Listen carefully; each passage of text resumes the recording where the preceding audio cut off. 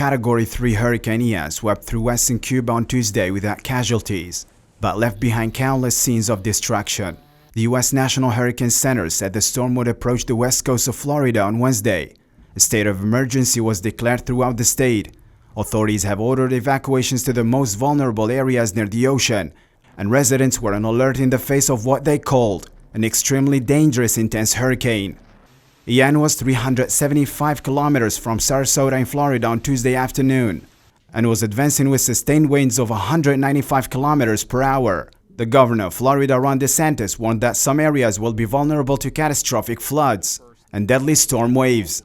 And so people in southwest Florida, this is going to likely make landfall as a Category 4 hurricane.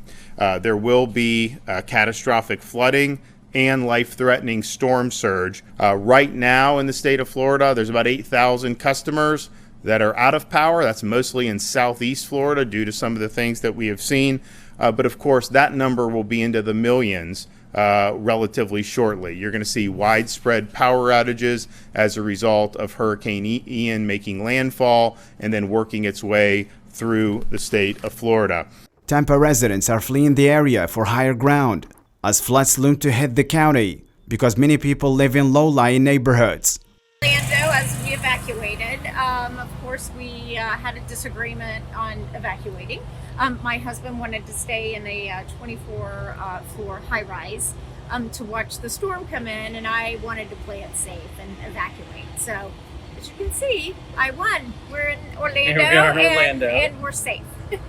On the other hand, U.S. President Joe Biden has approved the federal emergency assistance for 24 of Florida's 67 counties and assured them federal support to deploy food, shelter, and help after the storm passes. I want to be clear about two main messages. First, my administration is on alert and in action to help the people of Florida. I've approved Florida's request for emergency assistance immediately upon receiving it from the governor when they received it.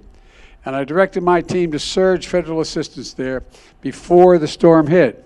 Ian succeeds Hurricane Fiona, which devastated Canada's Atlantic coast on Saturday, killing 3 people after the Caribbean last week when 7 people died.